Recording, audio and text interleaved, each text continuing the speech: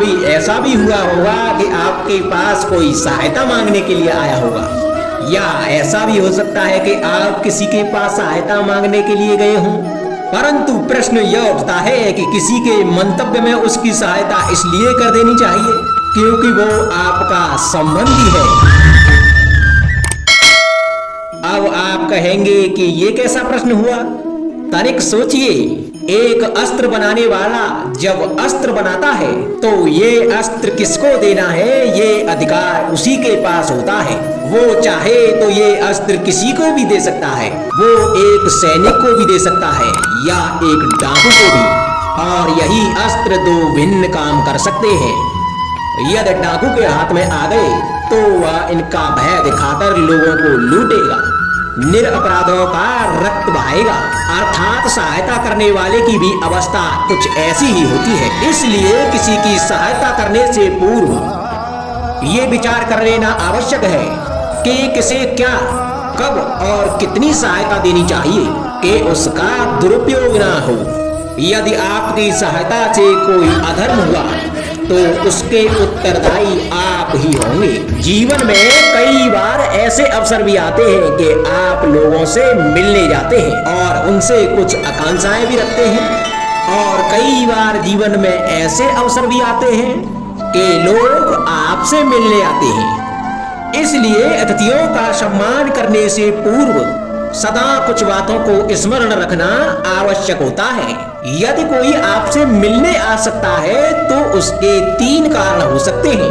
पहला कारण होता है भाव, दूसरा अभाव और तीसरा प्रभाव। तो जैसा अतिथि उसको वैसा ही सम्मान दें। यदि आपके पास कोई भाव से आया तो उसे केवल आपका प्रेम चाहिए, आपका सानिध्य चाहिए, और यदि कोई अभाव में आया तो उसकी उतनी सहायता अवश्य करें कि जितनी आप करने में सक्षम हो, परंतु उतनी भी ना करें कि वो आपकी सहायता का दुरुपयोग कर बैठे।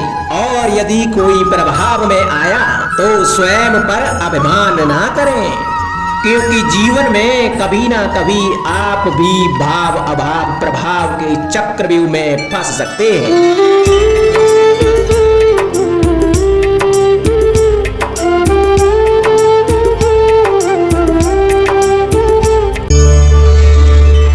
कभी आप ब्रह्म मुहूर्त में जगे हैं? जग कर देखिए, संध्या होने के पश्चात जब रात्रि का अंधकार सारे संसार को धीरे धीरे अपने अंधकार में निगलने लगता है, तो यही अंधकार ब्रह्म मुहूर्त में भोर होने से ठीक पूर्व तनिक अधिक काला हो जाता है।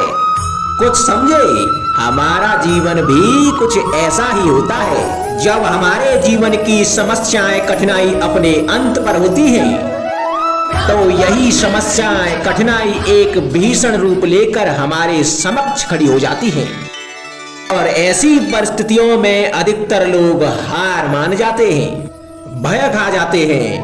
परंतु ऐसी स्थिति में आप हार ना माने, भय ना खाएं, दृढ़ रहें, निरंतर आगे बढ़ते रहें, तो प्रकाश के रूप में हमारा स्वागत करने के लिए सूर्य उदय सदा हमारे समक्ष प्रस्तुत रहेगा। आपने बरगद के वृक्ष को देखा है?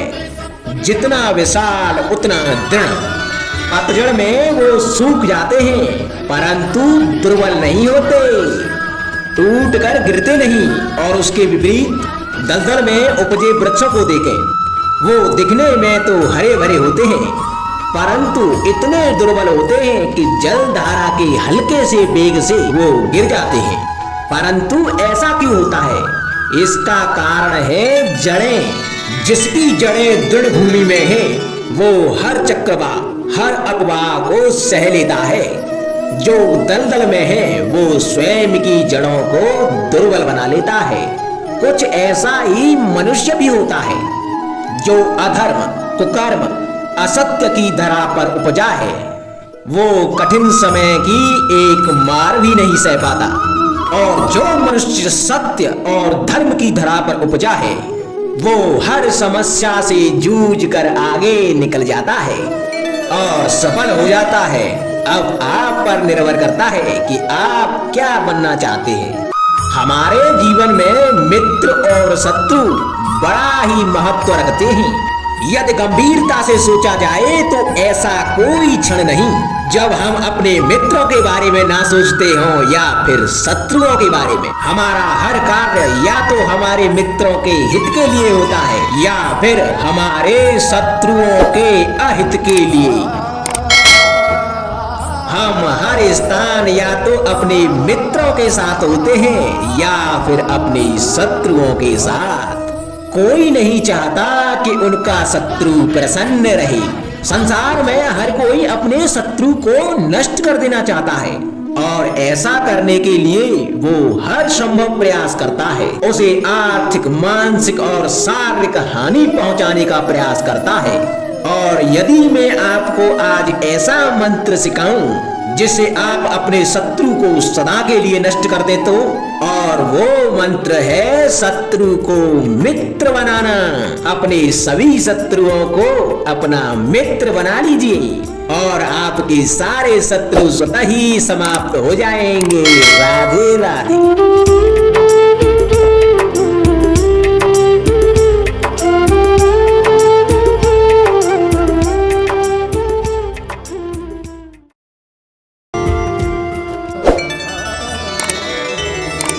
संगति या साथ, मित्र और साथी मनुष्य के व्यक्तित्व के लिए सबसे महत्वपूर्ण होते हैं।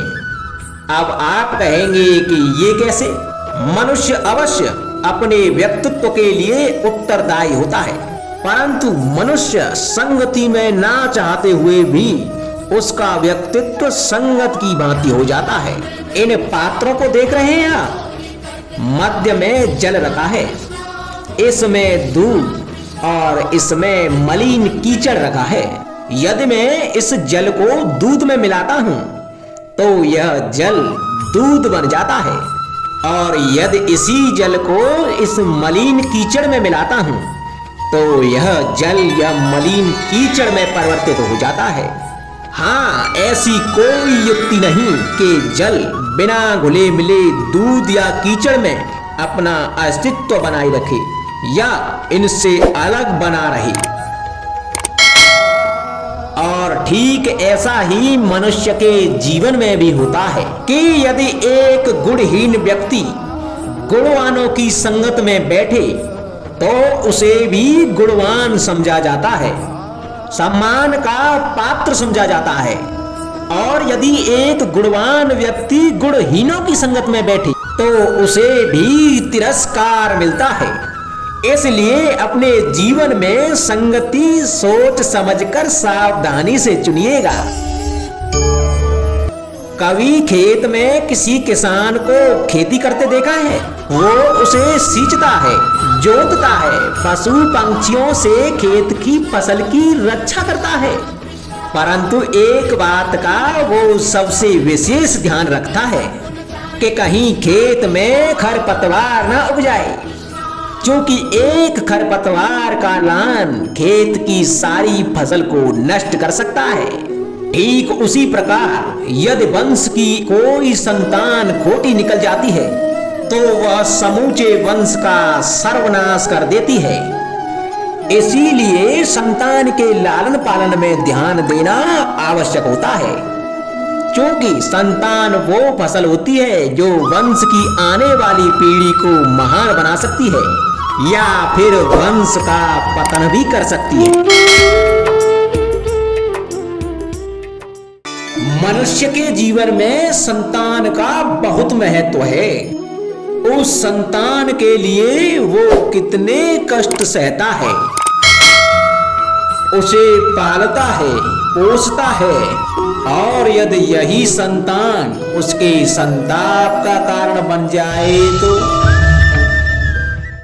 क्या ये उसका दोष है? अधिकतर ये दोष हमारे लालन पालन का होता है। बचपन में बालक के हठ को मानकर हमें आनंद की अनुभूति अवश्य होती है, परंतु धीरे धीरे अपने बालक के हठ को मानकर उसके हठ के दास हो जाते हैं।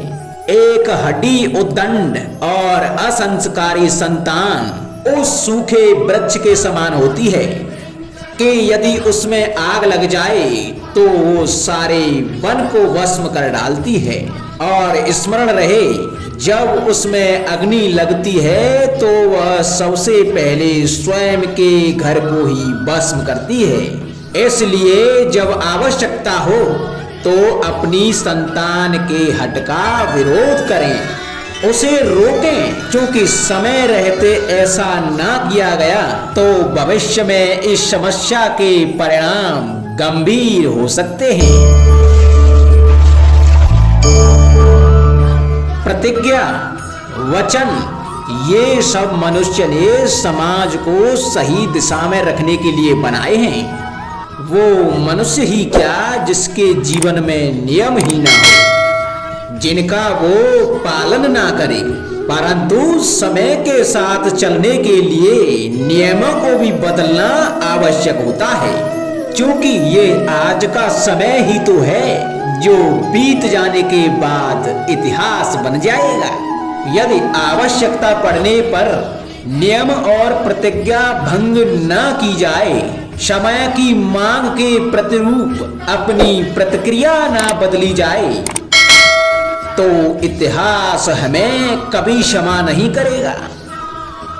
आवश्यकता पड़ने पर आपकी तोड़ी हुई एक प्रतिज्ञा, एक बंधन कभी कभी पूरे मानव इतिहास को बड़े विनाश से बचा सकता है। इसलिए नियम, प्रतिज्ञा, वचन कुछ नहीं, कुछ है तो केवल समय, अर्थात जिसके अनुरूप चलने वाला ही सफल हो सकता है। कभी किसी पंछी को घोंसले की नींव बनाते देखा है? अथक परिश्रम करके तिनका तिनका बिटोर के वो पंछी अपना घर बनाता है, अपनी संतान के लिए एक सुरक्षित घर बनाता है। और कहीं से तीव्र आंधी आती है, बारिश आती है और उसका घर तिनका तिनका करके बिखर जाता है। फिर वो पंछी रोता नहीं, ना ही विलाप करता है, वो बिना विलंब करे फिर से अपना घोंसला बनाना प्रारंभ कर देता है और सफलता पाता है। फिर हम क्यों छोटी छोटी असफलता से भयभीत होकर परिश्रम करना छोड़ देते हैं? एक बात सदा स्मरण रखना, हर वृक्ष कुल्हाड़ी की एक मार से नीचे नहीं गिरता, हर चट्टान घन के एक प्रहार से नहीं टूटती। सफलता पाने के लिए अनावृत परिश्रम करना मात्र एक मार्ग है। स्वीकरण, सत्य का स्वीकरण मनुष्य के लिए बहुत ही महत्वपूर्ण है। जब तक मनुष्य सत्य को स्वीकार नहीं करता, तब तक उसे असत्य से लड़ने की शक्ति प्राप्त नहीं होती। जब आप भोजन करते हैं तो क्या होता है? आपका पेट स्वीकारता है कि वो भर चुका है और आप भोजन करना बंद कर देते हैं। जब आपको निद्रा आती है तो क्या होता है? आपका मन स्वीकारता है कि आपका शरीर थक चुका है और उसे विश्राम की आवश्यकता है। उसी प्रकार जब आपको किसी व्यसंग को रोकना हो तो आपको स्वीकारना होता है कि बहुत हो चुका, चाहे वो लालच हो या मदिरा पान। उस व्यसंग का त्यागना तभी प्रारंभ होता है जब आप यह स्वीकार कर लेते हैं कि आप उस व्यसंग के बंधन हैं।